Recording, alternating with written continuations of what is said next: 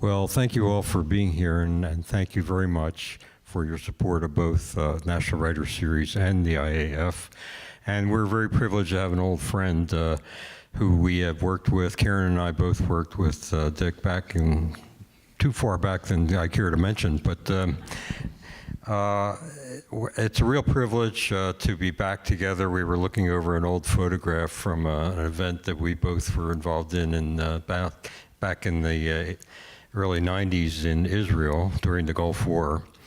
And we were just discussing his battered briefcase. And somebody said to him, "Boy, it looks like it's been through a real war." And he said, "Well, actually, several." Tonight we're here to start off to discuss first his newest book, which is called Warnings: Finding Cassandras to Stop Catastrophes. Now, Dick went to Boston Latin High School, an elite public high school in Boston, so he knows about Cassandra, but there may be some people in the audience who don't know the reference very well. So maybe you could start by defining what is a Cassandra and then put it in the context of national security decision-making. Good, thank you, Jack. Thank you all for coming out on a cold night in the middle of the week. You're right, Cassandra is a story out of the classics. She lived in Troy, and she was cursed, well, she was blessed and cursed by the gods. The blessing was that she could accurately see the future. Now, that's great if you're a day trader on the stock market, but the curse was no one would ever believe her predictions. And so she saw that Troy would fall and the city would be destroyed. And she went around telling everybody. She told the king, she told the prince, she told everyone in the city, and they thought she was mad. And they ignored her, and that drove her mad. But the thing to remember about Cassandra is that she was right. And why we chose that metaphor, my co-author and I, is that we were trying to see if there was a phenomenon where there's a disaster, there's an investigation. The investigation always turns up somebody, some guy or some gal, who before the disaster said it was going to happen. Well, you know, there are people running around, Chicken Littles, who say things like that all the time, but the kind of people we're looking for in this search for Cassandra are people who, like Cassandra, were right. And they were experts. So the search was, could we find a pattern here that whenever there's a disaster, if you go back and look, there was an expert in the field who had data. They didn't just wake up on the wrong side of the bed one day. They had data, they predicted it, and they were ignored. And we found that over and over and over again in every field. We found it, and we'll talk about some of these, but we found it in international security. We found it in economics. We found it in engineering. We found it in every scientific field. And so we did case studies of these people who we call Cassandras because they were right and they were ignored. And then we thought, well, if we're right about this theory, there must be some out there now. So we looked around and tried to find people who fit the bill, who were experts, who were predicting disaster, but the disaster hadn't occurred yet. And so we did case studies of them. So there are 7 case studies of people who were right, ignored, and there was a disaster. And there are 7 case studies of people who are now predicting disasters. And we ask, is there a way to find out, are these people going to be right too? And in the book, we came up with a little formula. It's very simple, but it's 24 factors. And we apply these 24 factors to all of the 14 case studies. And time again, in each case, all of those factors lit up. You're going to find this when you read this book that it's really annoying and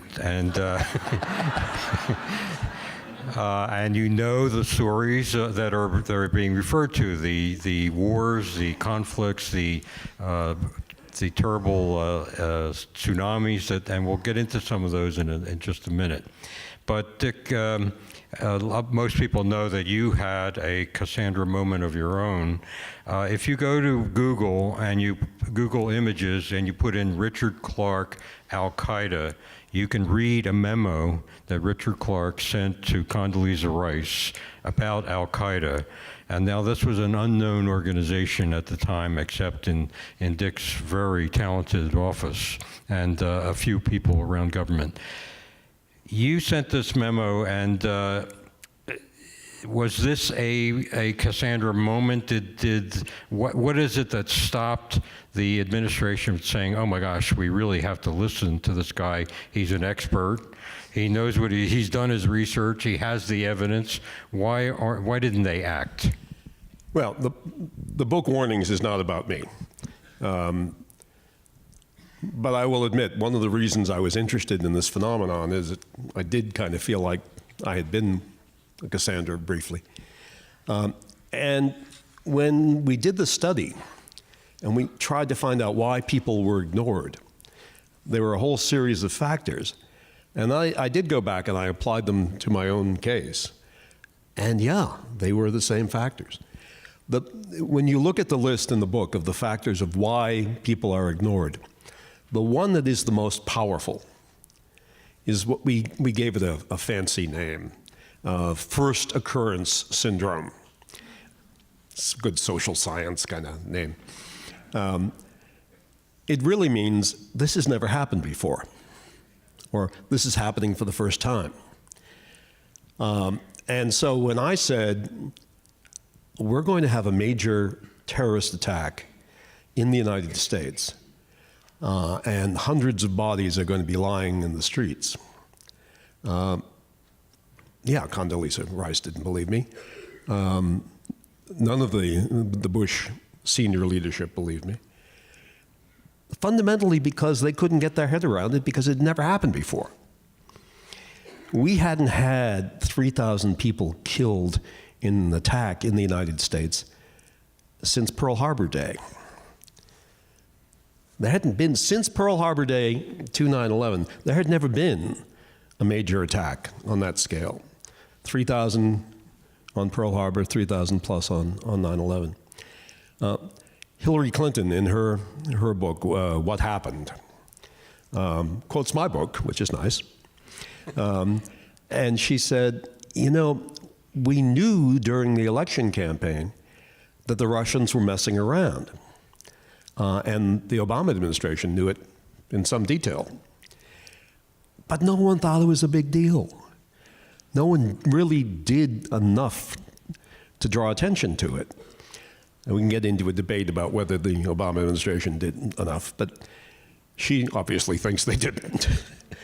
And she says, this was a case of first occurrence syndrome, because nobody could get their head around, including her, could get their head around the notion that the Russian government could somehow affect our election.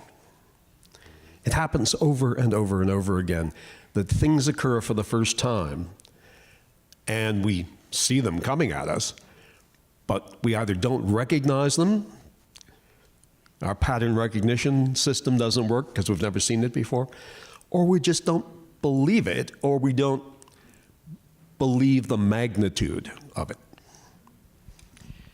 Now, you, in the beginning of the book, then, you do give some case studies that are really quite stunning and, as I said, annoying. We had a visitor here, Robert Ford. Great guy. Ambassador Robert Ford was here, and he talked to the International Affairs Forum. And he is one of your examples in talking about Syria, and maybe you could retrace some of that history and explain how it applies in this context. So the case study with Ambassador Robert Ford is about the rise of ISIS, the terrorist group. Now, remember that ISIS until relatively recently, contained an area on both sides of the Iraq-Syria border. They ran cities, big cities. A terrorist group running Mosul, a city of 2 million people, running Raqqa in Syria, a city of 750,000 people. They ran a big piece of territory, bigger than many countries. They had oil production. They were a terrorist group running a country. They had seized their own country. Bob Ford saw this coming.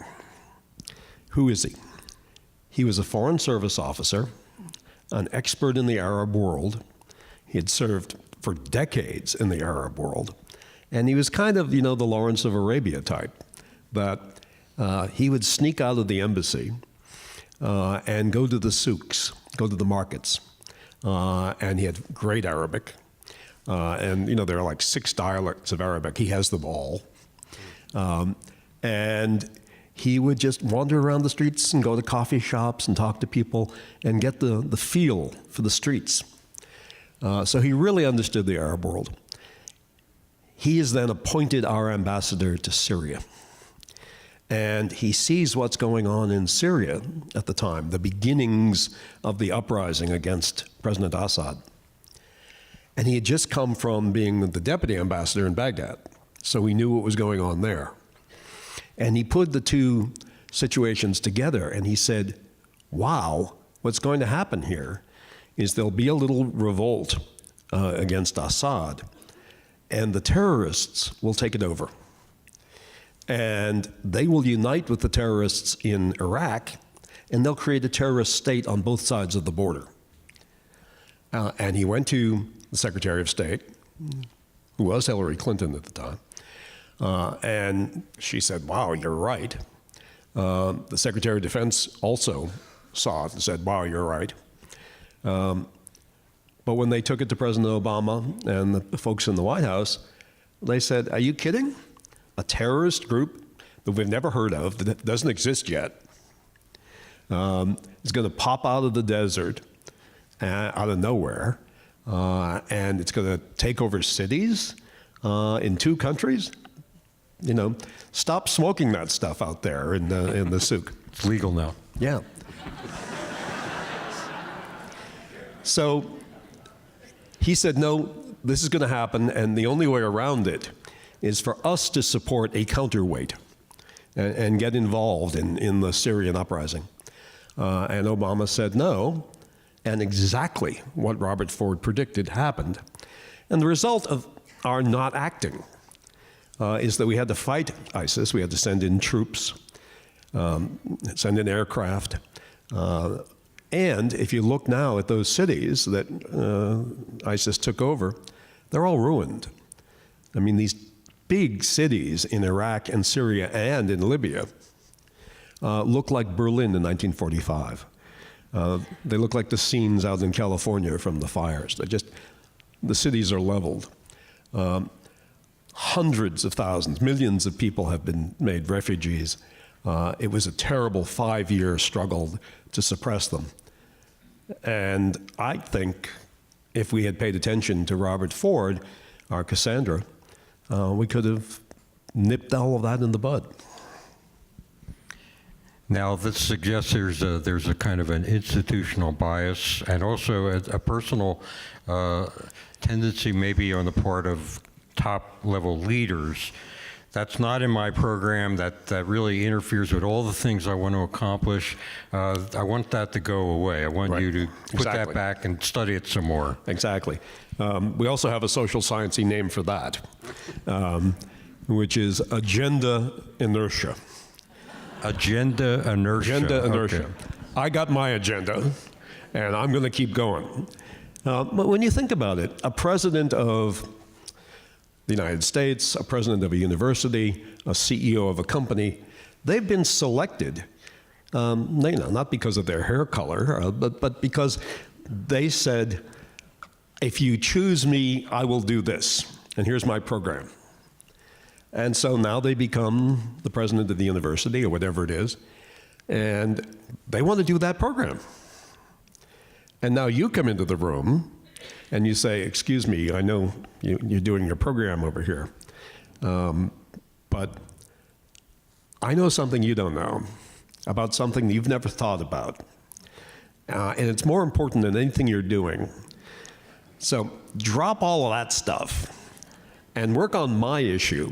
And by the way, I need all of your resources. From the decision maker's perspective, you do understand why sometimes they really do exactly what you said, which is say, yeah, go study that some more. Or in the case of the engineer in Louisiana, who, this is before Katrina, looked at the dams and dikes around New Orleans and said, if we ever get hit by a Category 4 or Category 5 hurricane, those things are going to blow and the whole city is going to get flooded. He was a professor of civil engineering at Louisiana State. They fired him. They fired him from the faculty. And that's not there. There's a similar example with a very fascinating backstory to it about Fukushima, and a warning that was delivered 1,000 years before they built the nuclear plant. Yeah, 400. So I don't know if you remember the horrific scene. I thought I was watching a science fiction movie. There were 4 nuclear power plants on the coast in Japan, outside a town called Fukushima. And you could watch on TV, one by one, as they blew up and released nuclear material. We had a terrible incident during the Carter administration with 3 Mile Island, a nuclear reactor in Pennsylvania, melting down, blowing up. This was 4 of them happening simultaneously, and the wind drifting toward Tokyo. Incredible disaster. It's cost an enormous amount of money, billions of dollars to clean up. You still can't go back and live in that town. Well, it turns out when they were asking for the permit to build the 4 plants, they had to do an environmental hearing to get the permit, to get the building permit. And an engineer shows up at the hearing and says, you can't put the plants here because someday there'll be a very big wave.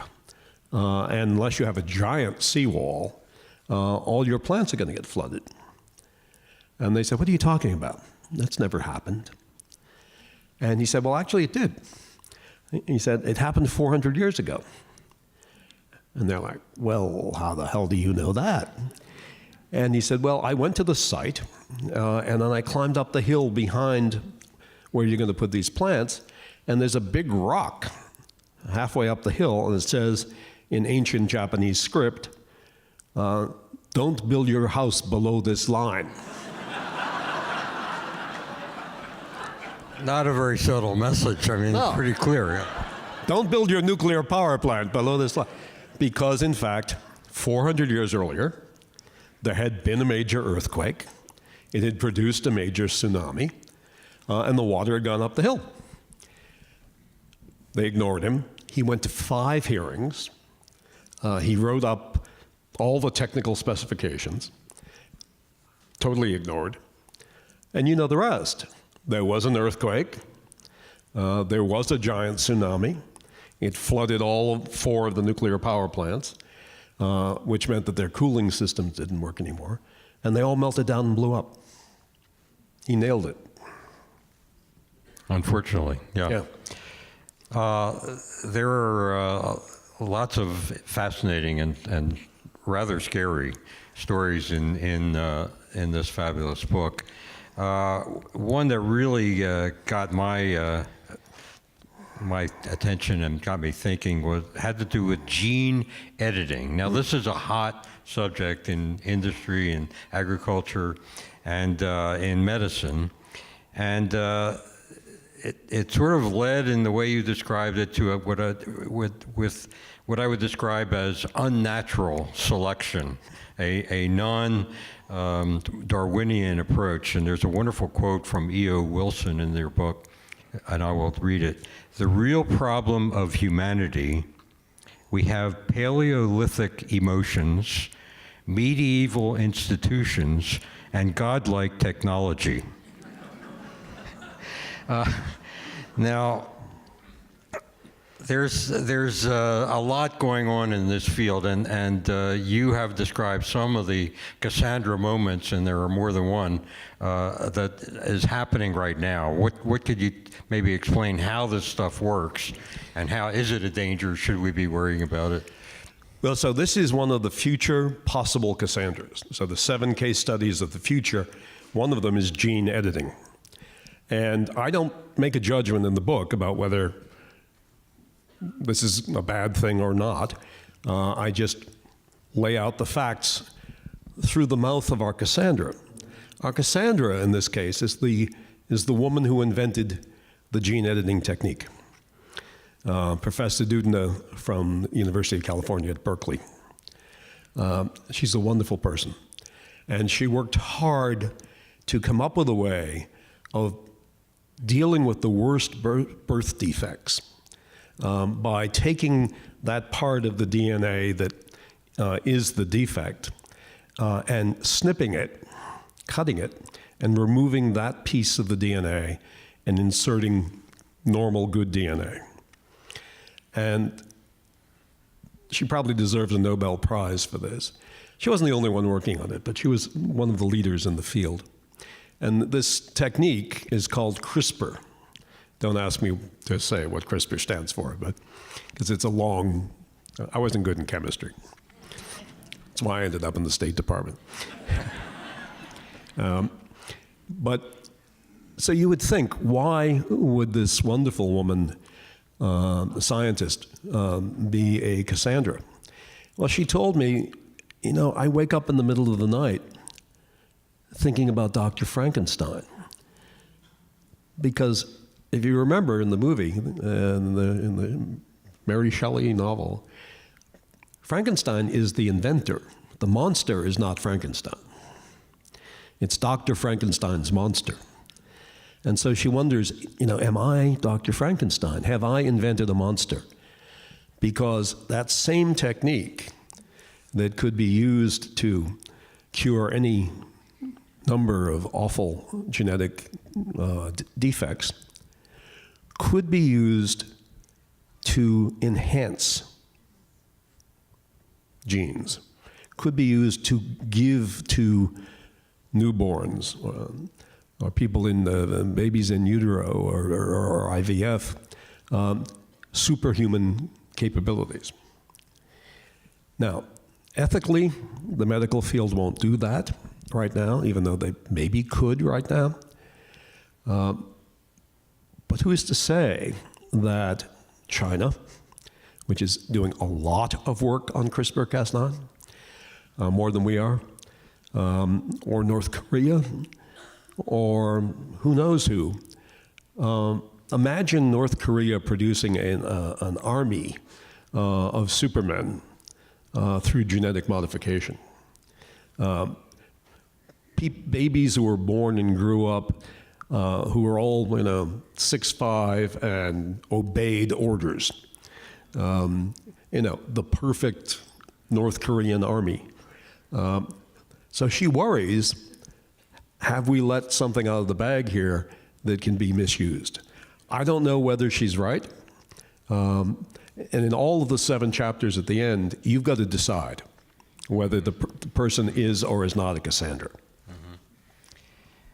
And that terrifying prospect that you just laid out of not a benign country, a country that is our adversary at least, to say, well, we're going to experiment with this. And to be clear, this isn't happening today. Although not that we know of. Not that we know of. We're not sure, but we know that the technology is out there. It's being discussed openly at medical fora and conferences and so on. So it's being passed around in the medical world and other worlds, I guess. Yep. But I could see, it may start with something like, I want my child to have higher intelligence, or to be stronger, or to have blonde hair. And then it goes from there. Well, it could. It could create a caste society. You could imagine some totalitarian government like China or North Korea deciding, well, we're going to have a small elite, and they're going to have extremely high IQ, and then we're going to have some workers. And it becomes, an ant colony after a while. Well, lovely. Okay, we all like that. We will come to the audience relatively soon for questions, but I want to continue along these lines a bit, if I may. First, is anything be done about CRISPR, about it, this problem at the political level? Is there any way to ensure we have good CRISPR and not bad CRISPR? Well, so in each case of our future Cassandras, they all have something they want us to do. It's not just they're running around with their hair on fire saying that this terrible thing is going to happen. They all believe that the terrible thing they're predicting can be stopped. And in the case of CRISPR, Cas9, what Professor Doudna would like is for us to take the ethical code that the US medical community and the European medical community have adopted, that we'll fix birth defects, but we won't create enhancements. We won't create super people, and put that into law at the national level and through an international convention. If you had an international convention and people like China signed up for it, as you know, you'd have arms controls kind of verification. You'd have people going around inspecting labs to make sure that wasn't happening. Now, maybe they could still do it and hide it away somewhere, but it would be harder. Now, another area of technology and development that seems to have a similar problem is artificial intelligence. Mm-hmm. And you use a lot of examples in your fiction, which is, these are terrific reads. They will keep you up at night because you just want to keep reading them. I recently read a discussion about driverless cars, mm-hmm. and where the algorithms that are being developed have to decide, okay, the car is coming along the road and suddenly a baby carriage comes out in front of the car. But the only option for the car is to drive into a telephone pole. Now, so they have to decide which way will the car go. And I could even envision companies saying, our car will protect you, not the baby carriage. These decisions are going to get made through algorithms, and again, it's a question of, is there anything that can be done to sort of steer this, if you will? So artificial intelligence is here. It's being used every day. If you go to some place in the world when you have never been before and you use your credit card, within seconds, an artificial intelligence program back in New York somewhere probably runs a program, an algorithm, to decide whether or not it's you that's in Buenos Aires tonight. Artificial intelligence is today working in lots of areas. And we don't see it, we don't know it's there all the time, but it's exploding and being used in every imaginable field. The reason we put it in the book is we found Cassandras who are afraid that it will take off and we won't know what it's doing. And when I looked at that, I thought, well, that's a crazy idea. I saw that movie, And by the way, a lot of the problems with the Cassandras is that they're predicting something that actually was in the science fiction movie. And we'll talk about that when we get to asteroid impact. But it turns out, if you've seen something in the science fiction movie, and then somebody comes into you and says, this is really happening, you don't believe them, or you don't take them seriously. Well, artificial intelligence is doing things today that we don't understand. For example, it's making decisions about approving mortgages at banks. And until recently, it wasn't clear why certain people were getting approved and certain people were getting rejected. And so there was some research to decide, is there a pattern here? And it turned out the artificial intelligence was racist. And it was rejecting African Americans at a very high percentage, having nothing to do with their creditworthiness. How the artificial intelligence came to that conclusion, we don't know. Because the problem with artificial intelligence and machine learning is that it learns on its own. And you don't know what it's learned. And it gives you a result, and you can't go back and audit that result. You can't figure out how it got there. So when I read that, I thought, well, maybe this is an issue. Maybe this is a problem. Then I read, and this is really when it convinced me, that Google had created artificial intelligence programs, and two of their artificial intelligence programs began talking to each other. And machine learning, it's creating its own algorithms. These two algorithms figured out these two devices could talk to each other better if they invented a different coding language. So they invented a coding language and began talking to each other, and Google didn't know what they were saying to each other. This is true. So you had two machines talking to each other in a language that they had invented that no one understood. Now, why I don't worry too much about this right now is what Google did is what, it's kind of obvious. They unplugged them.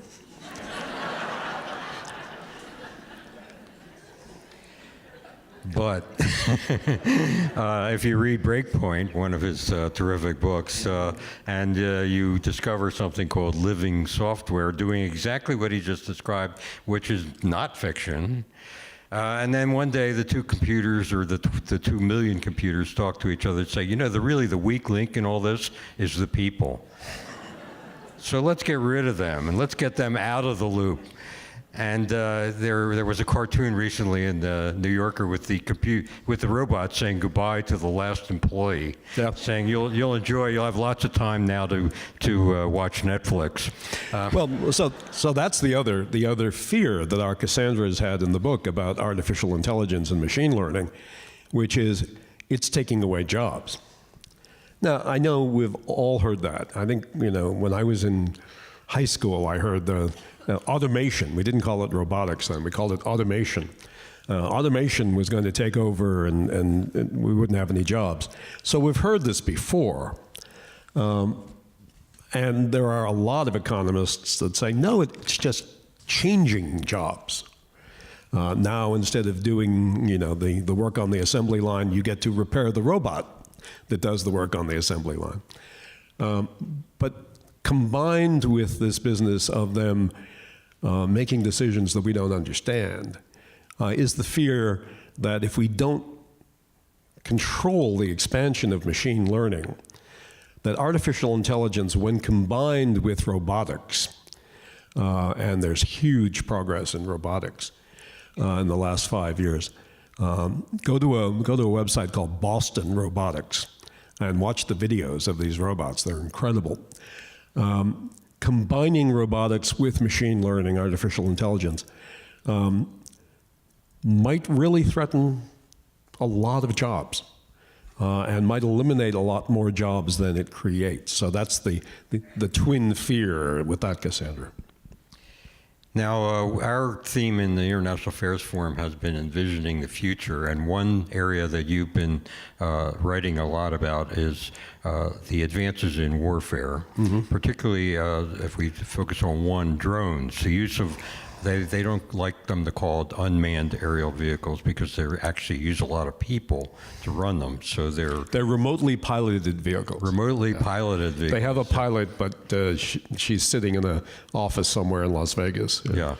So it began under President Obama that drone strikes began to be the weapon of choice. Well, we began them under President Bush. We began them under President Bush. And President Obama, the slope went up sharply. Huge increase. At that point. Yeah.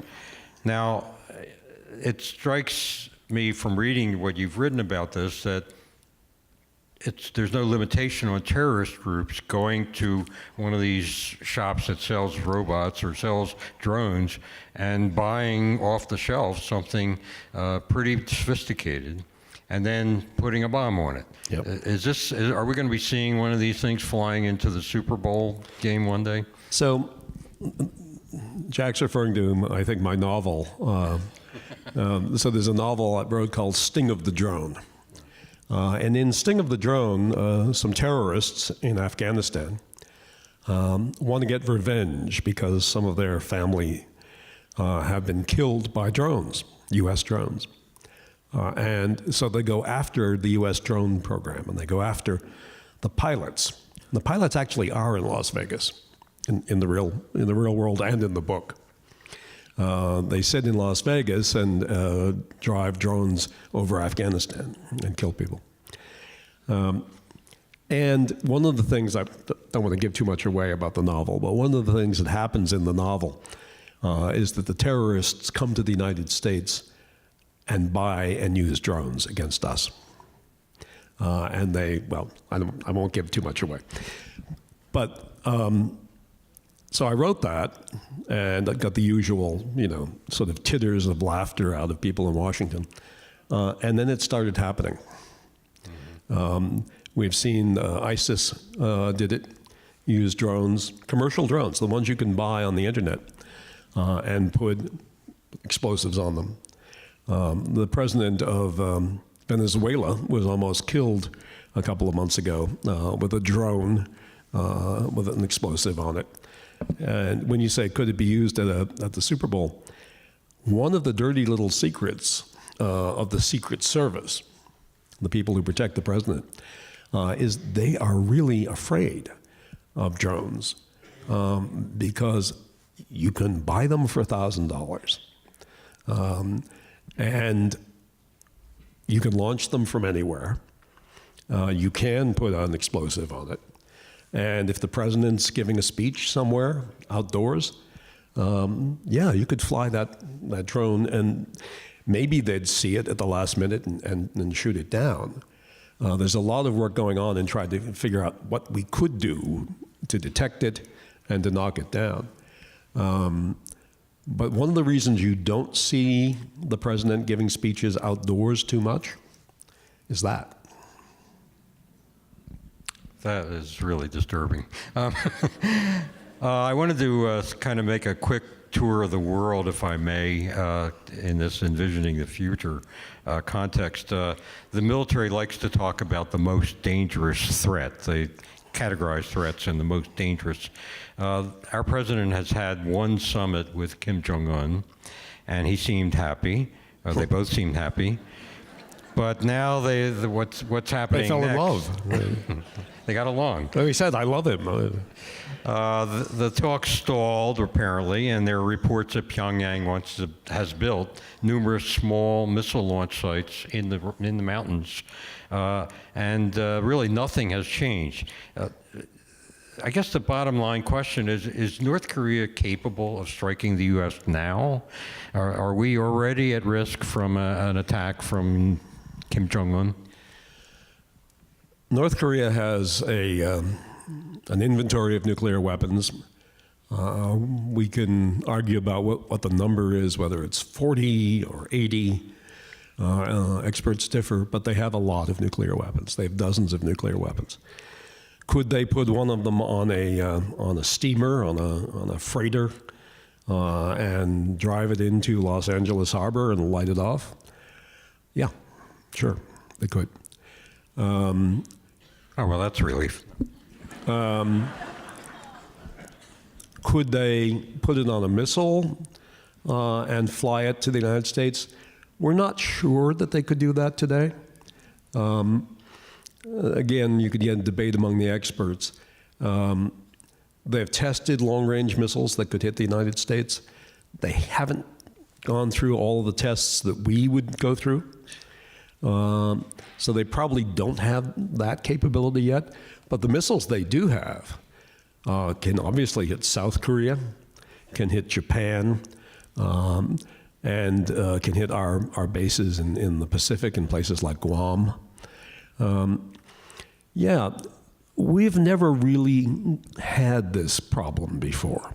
We've had nuclear weapons around since 1945, but we've never had a small country that's run by a small clique. It's like a family-owned business,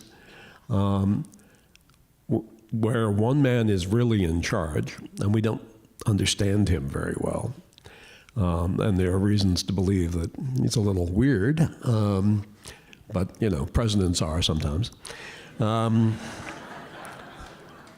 But we've got a renegade regime, an unstable regime that has said in the past they want to go to war with us, and they have nuclear weapons. And it's not clear that we can deter them the way we deterred the Soviet Union and now Russia. It's a new problem. It's one of the reasons why we have to be very careful Iran never gets a nuclear weapon, because they might use it. They do not yet have, as far as we know, they do not yet have an operational nuclear weapon. They haven't tested one anyway. The judgment of the U.S. intelligence community is that they do not have a nuclear weapon. Iran, this is. They took Iran. Under the agreement that Obama worked out, John Kerry worked out, they took 90% of their nuclear material and exported it after they signed the agreement. The agreement required them to give up 90% of their weapons-grade nuclear material, and they did. They shipped it out of the country, and that was all audited and verified and monitored. Now, we are not applying pressure to North Korea right now, it seems. We are applying extreme economic pressure on Iran.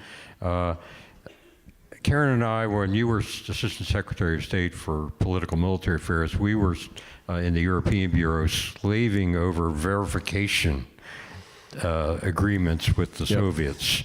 And that took years. I mean, it was bad. And none of that work seems to be going on. So, if we reached a new agreement with Iran, it would have to be more than a nice paper that the two leaders would sign, I assume. So the Iran agreement that Obama got has verification. And it has close to go anywhere, anytime to do inspections. And that work is going on, even though the U.S. is no longer party to the agreement. The other nations, France, Germany, England, the United Nations, they're all doing the inspections of Iran. And so that work is continuing. And there's good reason to believe that the Iranians are living up to the agreement. With North Korea, we have not begun to talk about verification. And frankly, I can't imagine that North Korea would ever allow us to go everywhere we needed to go to find out whether they'd hid any nuclear bombs away. North Koreans are very good at a number of things, and one of them is building tunnels. And the entire country is just filled with tunnels and caves. And you'd have to go around inspecting all of them to see if they had nuclear weapons. In my novel, Pinnacle Event, I talk about a real world, that's fiction, but I begin with a real world fact that that South Africa had nuclear weapons. South Africa built 6 nuclear bombs under the white apartheid regime. And then they said they had a change of heart. They wanted to come back into the world community. They were going to get rid of apartheid, and they were going to get rid of their nuclear bombs. And so they said they destroyed them. Well, no one ever saw them do that. So that's all true, and then the novel takes off from there.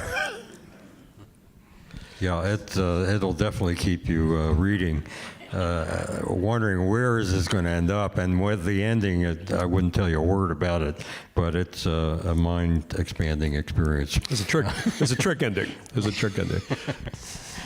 Another big area that we look at in the future, the climate of the planet seems to be changing. The fires you mentioned in California.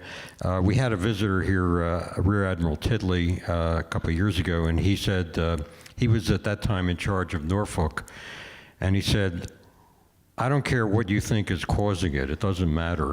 The sea level is rising, and we are spending billions of dollars to raise all the the port facilities in Norfolk to accommodate our ships. Yeah. This is happening, and yet the Cassandras that are screaming now quite loudly about it are being ignored. So we have a Cassandra in the book named James Hansen, who was a professor at Columbia and a former NASA scientist. And he is the first one, if you go back to the 1980s, to say that there's climate change happening and it's going to cause rapid sea level rise. Why he's in the book is that he was obviously right about that in the 80s. Now he's saying all of the calculations that the governments of the world are using on sea level rise, the rate of sea level rise, are wrong. That the UN model is wrong. He says they are predicting sort of a linear increase. And if you look at the NOAA, the U.S. Government estimate, I think it's 84 inches rise by 2150 or something like that. What Hansen says is it's not going to be linear because it accelerates. And the way in which the ice melts in Greenland and the poles, it melts through the ice. And that creates a lake under the ice. And that lake becomes a skid plane. And then the ice skids off that skid plane and into the ocean. And he says you're going to get very rapid sea level rise. When we interviewed him, it seemed credible. Unfortunately, the UN has already changed its worst case prediction, and it's getting closer to his prediction. He's still an outlier, but gradually, as more data comes in, this is one of the things we talk about in the book, don't just believe or not believe the Cassandras, monitor the data to see are they becoming right. And in the case of sea level rise, they are. I went down to Norfolk, and I happened to be there on a day where it was high tide and a full moon. And they closed the schools in Norfolk. And I said, I don't understand. Why are the schools closed today? All right, it's raining, but they said, no, if you get rain, heavy rain, high tide, and the full moon, we get floods. We call them king tides. And they happen every couple of months. And they flood the city. It's also happening in Miami. It's happening in a number of cities around the world. And the problem is, well, there are a number of problems, but one of them is, if we lose large parts of Florida, if we lose lower Manhattan, if we lose large parts of Boston and San Francisco and the other coastal cities, that's going to have a devastating effect on the economy. And we're going to have to move millions of people. I don't know where we're going to get the money for that. But there's absolutely no planning going on for that sort of thing. Now, some of the cities are. New York appointed a climate change czar. Boston has actually got a sea level commissioner. But that's at the city level doing planning. It ought to be at the national level. And there's no planning going on at the national level to deal with sea level rise. Now, I want to turn to the audience soon, but I've skipped China and Russia because I can't figure out what our policy is towards either of them.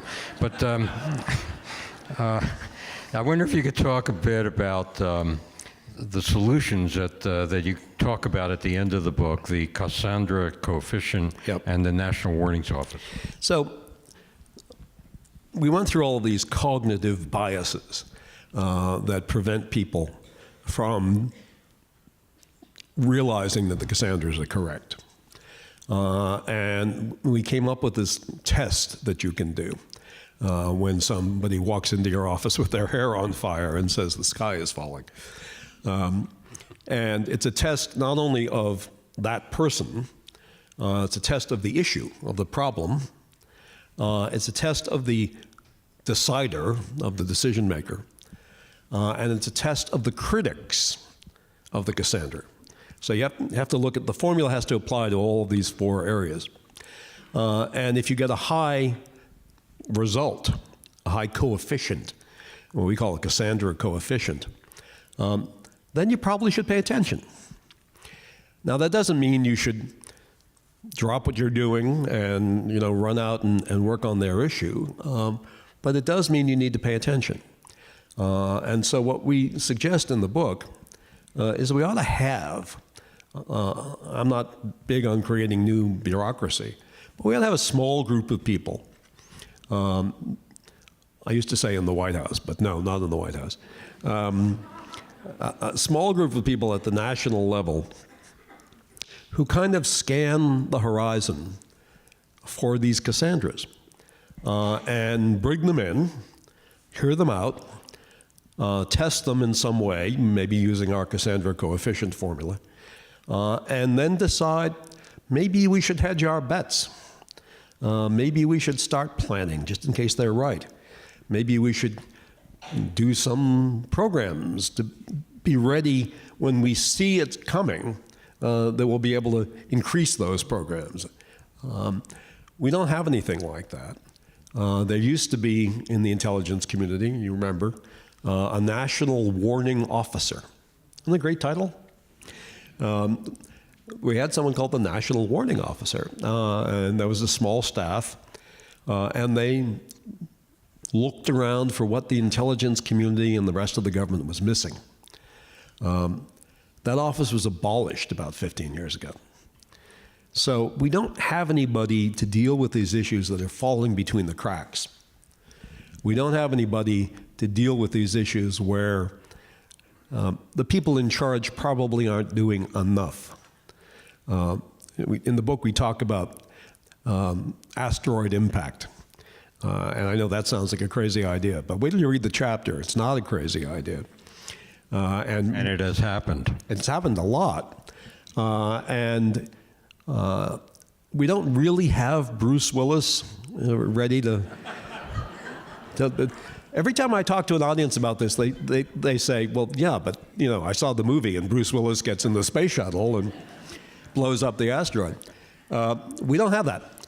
What we do now have, because of the work of our Cassandra in the book, David Morrison, is that NASA has now established, Congress made them do it, an Office of Planetary Defense. And they are beginning to systematically scan to look for these asteroids, and they're beginning to develop a plan so that maybe someday in the future, if we saw an asteroid coming, we could do something about it. The last time we saw one was about 4 years ago. We had 48 hours notice, and thankfully it hit in the desert in Sudan. But it was large enough that if it had hit in a city, it would have wiped out the city. And this does happen. Most of the world is made up of water, so they hit the water. But city killer asteroids are a thing that historically has happened a lot. And so having the ability to see them coming, that helps. And now the Office of Planetary Defense is doing that. But I would be a lot more comfortable if, when we saw them coming, we could do something about it. National Warning Officer. Imagine what the kids of that guy had felt, when you got a warning from your dad and he's the National Warning Officer. I mean, you better pay attention. Or better yet, he's the Planetary Defense Officer. All right, let's bring the lights up and give the audience a chance to participate. And we have microphones that will be available, and if you'll put your hand up, we'll be happy to ask you to stand up if you can and give us your name and fire a question. My name is Dan, and real close to your mouth. there we go. Some of the top scientists in the world have all signed a document stating that we should not pursue artificial intelligence. Maybe you can expand on this document? Yeah, so in the book we talk about some of the people who you may have heard of who think artificial intelligence and machine learning could be a problem. People like Bill Gates, Elon Musk. I know Elon Musk has a car that uses artificial intelligence. But what these leaders in the IT industry have said is we need rules about artificial intelligence. They don't want to ban it because it could do great things. I mean, imagine if when you go in for your health checkup and you get all the battery of tests that you get, if all of that information were fed into a diagnostician that was an artificial intelligence program, and it caught something that your doctor wouldn't catch. Today, X-rays and CT scans are being read by artificial intelligence, and they are capturing breast cancer that's escaping the doctors. They have a much higher accuracy rate of catching breast cancer on the tests. So there are good things that AI and machine learning can do, but what these people you're talking about, these leaders in the IT industry, are saying is we need to have limits.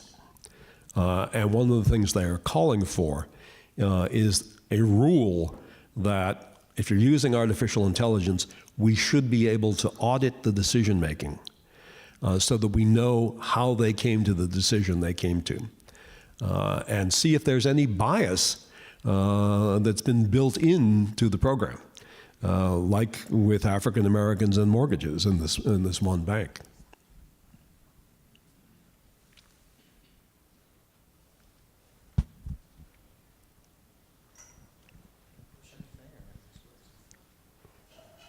I'm John, and I was good at chemistry. And Then you can't work at the State Department. I had reason to start studying global warming about 10 years ago, and I've been studying it ever since, so maybe you guys will let me update you a little bit. The reason scientists talk... As long as it's a question. Oh, a question. I'll see if I can remember one while I'm talking. Yeah. Pretend it's Jeopardy. I do it in the form of a question. I definitely will end with a question. I'm going there. I'm absolutely going there. I better start, though. The reason everyone talks about the water rising is because it's such a certainty. We know it with such a certainty. Almost with certainty, it's going to be 3 feet minimum, okay, till at 2100. Now that will displace about 100 million people. Mm-hmm. Now, during the Syrian war, we displaced 5 million people. And what happened to the whole world? Okay. That's a question. Okay. That's my first question. No, one per customer. We got a lot of hands. Oh, I'll go real quick now. That is just the starting thing of things. Global warming is far worse than anyone in this audience understands. If they did, they would be calling their congressperson every week. Every conservative journal that is written, I got National Review for years. I switched to Weekly Standard, hoping they would give a little hint of honesty. Now, I'm coming to my question. They all lie, and they lie constantly. It's got to be the next thing you say. The question is, why? I think it's money. What do you think? So, I'm dumbfounded. I am really dumbfounded by senators and congressmen who deny that there's massive climate change happening. I can't understand it. Why don't they have grandchildren? No, seriously. Well, the problem is that these things are going to happen, and even if we did a lot right now to address the sources of climate change, it's still, the cat's out of the bag, and a lot of it's still going to happen. And I say this in all honesty, yeah, I'm a partisan Democrat, but I also just, as an American citizen, I don't understand how anyone can look at the data about sea level rise and climate change and not admit that it's happening. I mean, they won't even admit that it's happening. It's not a matter of debate about what should we do about it. They won't get that far. They just say it's not happening, or yeah, maybe it's happening a little, but it's natural. These things happen every million years. Yeah, last time it happened, everybody died. You know, I do not understand their motivation. Some people say, oh, they're in the pockets, you know, of Exxon. Exxon, none of those people. You know, the scientists at Exxon and the oil industry, they know what's going on too. And many of the oil companies now are, you know, on board with doing something about it. I don't understand, except for one thing. For these politicians, when they deny climate change, there is a group of 28%, 35%, whatever it is in this country, that like to hear that. And they vote for them. That's why these politicians are doing it, because people vote for them when they say that. And then you ask, why do those people want that? You know, there's a real resentment, and we saw this in the Brexit vote in England. When the people of England were voting on whether or not to leave the EU, the TV in England was filled with experts, economic experts and others, saying why leaving the EU was a terribly stupid thing to do. And there was a reaction against experts. And after the vote, when they narrowly voted to leave the EU, when you went back and tried to analyze what was all the sources of the vote, one of the big factors was there's a group of people in England and the United Kingdom who just don't like experts and don't like, you know, people like me being a talking head on television. They just resent it. I think there's a voting bloc in this country that A, wishes climate change weren't true, and like an ostrich, if they stick their head in the sand, maybe it won't happen. But also, they just don't like experts. And they don't like being told that there's a problem and they have to change their way of life. So the politicians will continue to deny it as long as there are people who vote for them and allow them to get away with it.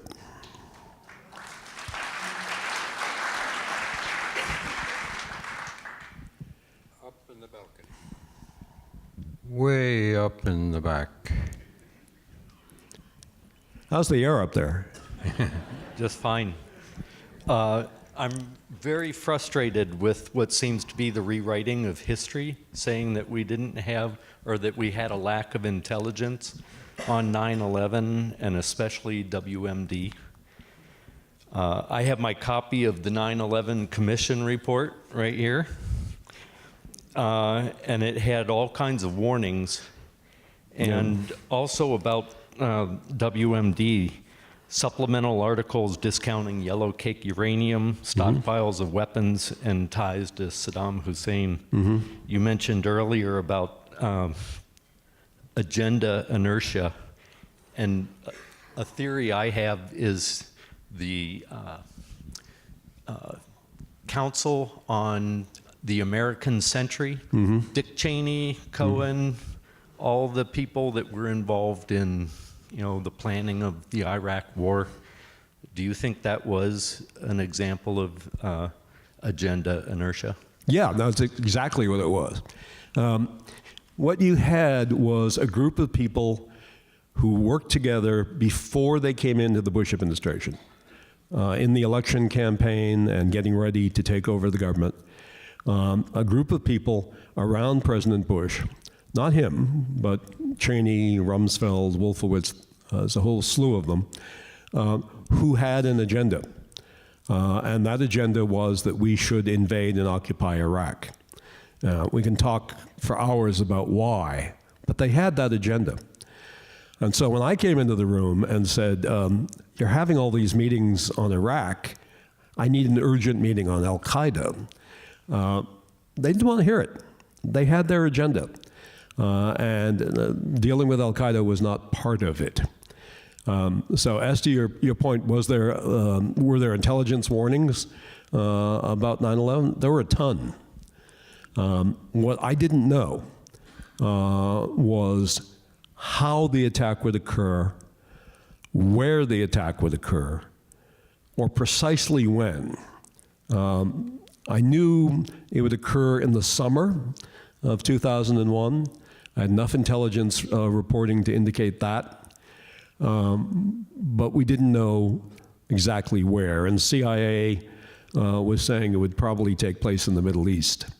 I thought it could take place in the U.S., and that was why I was demanding an urgent meeting and didn't get it, because they were having their meetings on Iraq because of agenda inertia. So you're absolutely right.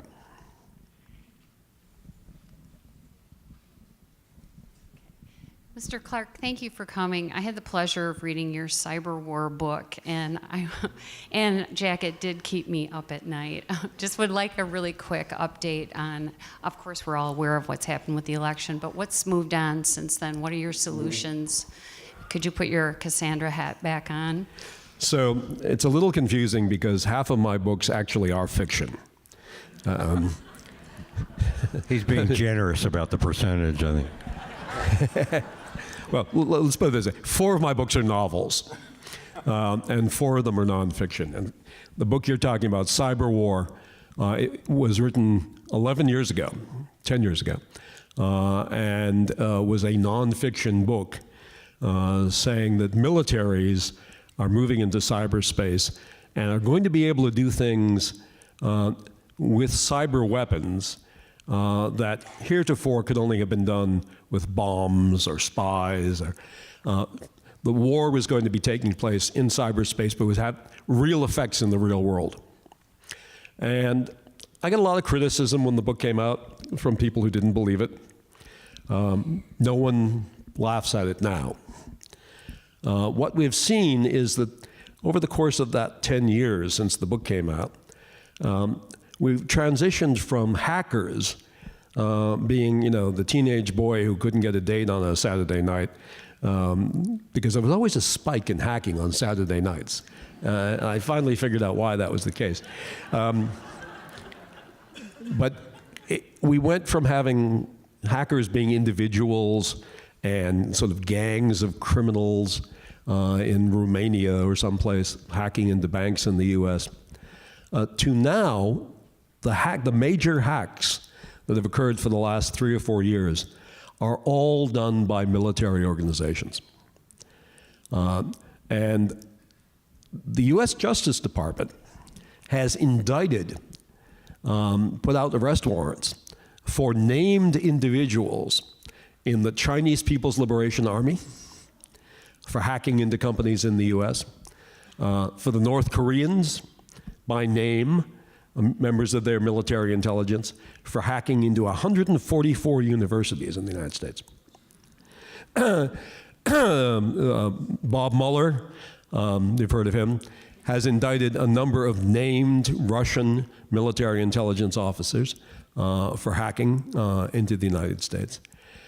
So we have hacking from Iran, their military, Russia, their military, China, their military, and North Korean military, into companies and institutions in the United States and around the world. So what's happened since the book is kind of what we predicted in the book, that cyber activities, hacking, have now become the provenance of military and military intelligence organizations. And they are doing things in the real world. This is not just moving ones and zeros around in cyberspace.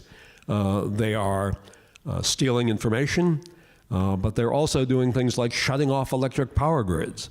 The Russians shut off the electricity in a large part of Ukraine through a cyber attack. The Iranians wiped out all of the software on the Saudi Arabian oil company, Aramco. I could go on, and I will. Because book number 9 comes out in July. And book number 9 is called The Fifth Domain, and it's the sequel to Cyber War. The Fifth Domain, because in the Pentagon they talk about domains. Land, sea, air, and space were the domains that the military operated in. And the Pentagon announced a couple of years ago that there's a fifth domain that they're going to fight in. And that fifth domain is cyberspace. So next July, get out of that great bookstore on the street down there and look for fifth domain. And tonight, change your passwords.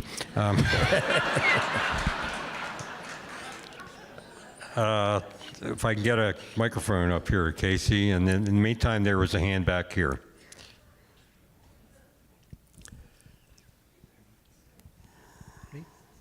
Go ahead.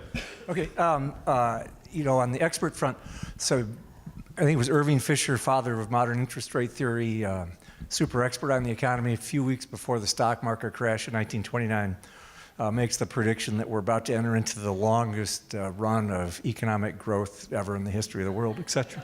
And it seems like kind of maybe since the end of the Cold War, we lost our enemy. And that and many other dynamic factors, there's a lot of polarization. And I wonder how much experts kind of end up in camps that affect the point of view that experts put out and gets picked up by the media. In the case of Brexit, the experts were largely in London, I think, talking to each other.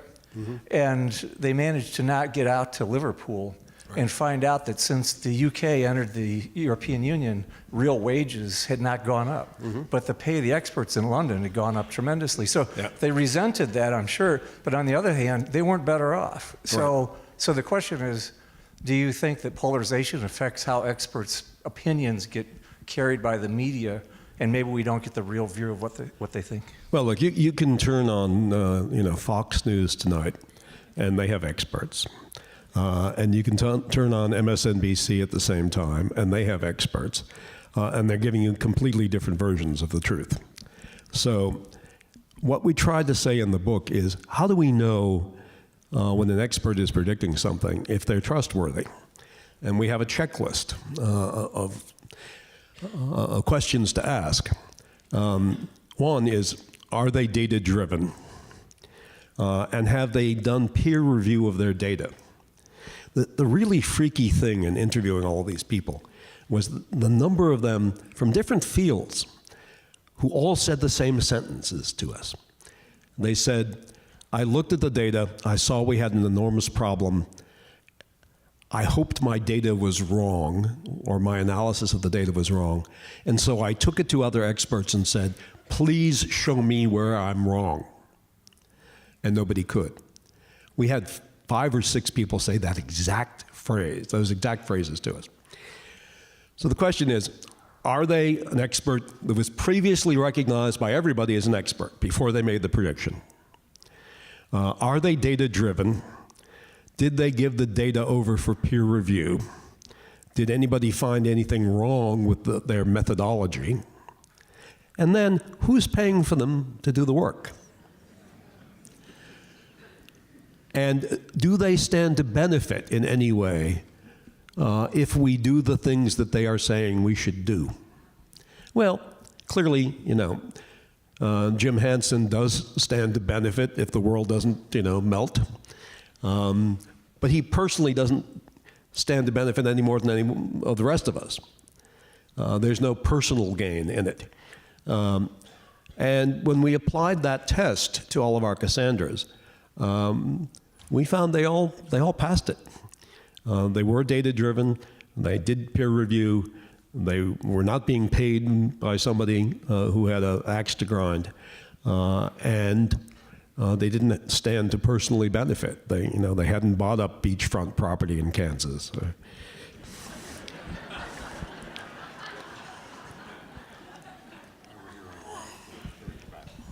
There's a microphone over here, and then you'll come. Richard, welcome to Traverse City from Michigan Writers. Most of us will not have access to the experts that you've talked about tonight, and we'll get our information from journalists. Could you talk about the role of journalists? So I do a podcast called Future State. And we just wrapped up a season, but you can still go back and listen to them if you go to your Apple or wherever you get your podcasts, Future State. And one of the episodes we did was called Assault on the Media. And we talked about the value of investigative journalism and how investigative journalism prevents a lot of abuse. And we need to make sure that there's a place in our society for investigative journalism.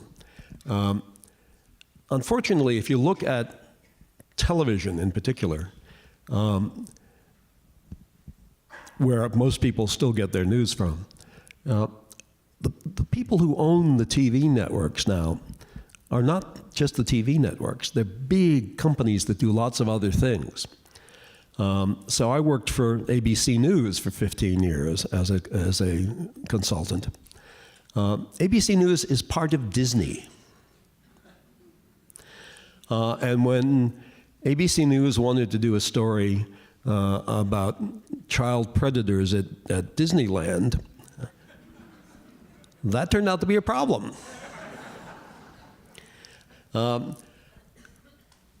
NBC is owned by Comcast. Fox is owned by Rupert Murdoch and his empire. When corporate interests get in the way of investigative journalism, we have a problem. So I know it's old-fashioned to buy newspapers, but I subscribe to the Washington Post and the New York Times and the Wall Street Journal, and I still get them in hard copy. I still get the papers to read. I could read them online, but I think it's important to support journalism.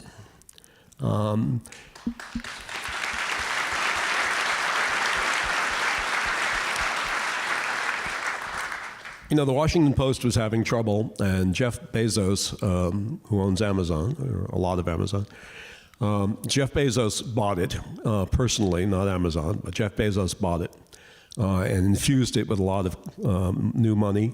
They hired 40 new investigative reporters, and they changed. The only thing that Bezos wanted them to change was there's a little line on the banner on the Washington Post that he inserted in small type on the front page, and it says, "Democracy dies in darkness."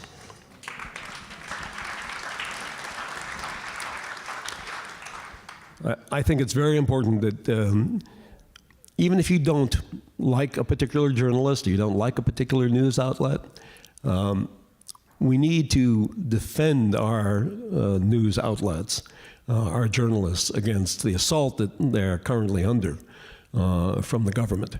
The kind of thing that's going on now with the President of the United States saying that the journalism are the enemy of the people, that's straight out of the Russian playbook. Actually, the phrase, the enemy of the people, is a phrase that Stalin came up with. We've got to be very careful that we don't slip into a different kind of country. Because when you slip into a different kind of country, it happens incrementally. And any one change doesn't seem like a big deal. And then you look back 5 years later, and you're in a different kind of country. It reminds me of that experiment, you know, where you put the frog in the water, and you gradually turn up the heat, and the frog never thinks it's hot enough to jump out, because he's only detecting small change, and then the water gets so hot that the frog dies. Democracy can be like that. We have time for just a couple more questions. There's hands waving in the balcony.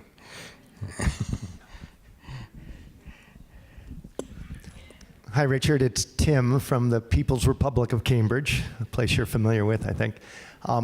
Based on the systematic dismantling of the State Department, is it possible to restore it? And if that's too long-winded, maybe an anecdote about Colleen Raleigh, please. The State Department suffered very badly under Secretary Rex Tillerson. He fired a lot of experts. He closed a lot of offices. There was an office in the State Department to worry about cybersecurity and cyber war. He closed it and fired the people. a lot of that kind of thing went on under Tillerson. And frankly, a lot of people who were past retirement age, I mean, they had been in the Foreign Service and the State Department long enough that they could have retired, they were still willing to work. They enjoyed what they were doing.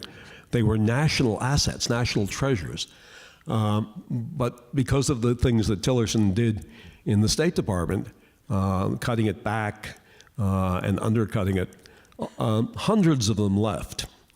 And you cannot go out and hire Robert Ford. You can't go find somebody who spent 30 years wandering in the Arab world and can speak 6 dialects. You can't go hire that again. You got to grow that again. And we, I think, lost a generation of experts out of the State Department. Now, the good news is the new Secretary of State, Secretary Pompeo, doesn't seem to think it's his job to destroy the State Department. He's trying, I think, to restore it. And, you know, gradually it can come back.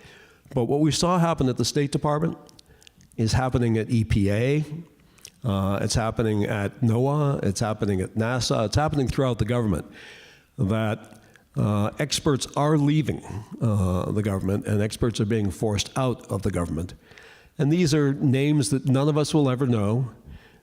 They're civil servants, they're Foreign Service officers, they're intelligence officers who could go out into the private sector and probably earn twice as much money as they can in the federal government. But they were filled with a sense of public service, and that's why they were staying there. And a lot of them have left. We're going to try somehow, I hope, in the next few years to get some of them to come back. But the other thing that's happening is that young people are not going into the federal service anymore. I used to teach at Harvard's Kennedy School of Government. And every year the kids would come up to me, they were graduate students, and asking, how do I get in the government? That's not happening anymore because of the image of working in Washington has changed. So we need to re-inspire young people as well as try to retain and maybe get back some of the older people to work in the federal service, because what the federal government does day to day that you don't hear about saves lives, makes us safe, makes us secure. All sorts of federal agencies that you wonder, you know, what the hell do they do? They all do something important. And the government's not the enemy. The government is filled with good people who are trying to do good things.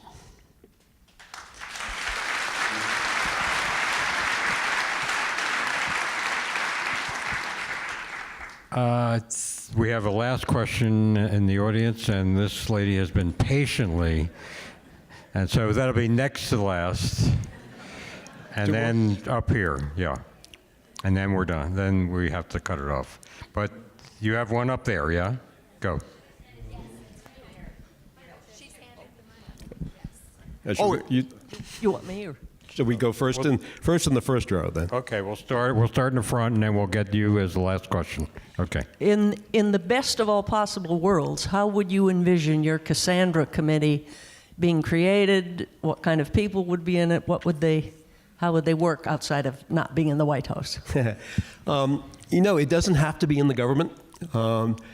It could be a nice foundation, maybe Jeff Bezos. You know, it could be somebody who has a huge amount of money who just wants to create something like this. I envision 6 or 9 experts, scientists, engineers, policy people, a diverse background, and a small staff, but they've got the money or the authority to hire experts to test propositions, so that if they discover someone coming in a field and saying there's a problem here, they're not going to themselves be the experts to figure that out. They're going to look to see if it fits the Cassandra formula.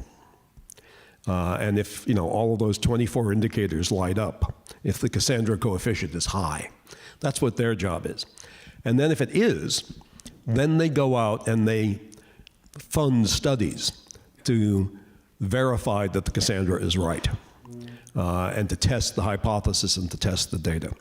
And if they determine that the Cassandra is probably right, then they get the appropriate branch of the government to start planning to do something about it. So it's a very small organization of people who know about scientific principles and investigation and analysis, but they're not necessarily going to be the experts on the subject.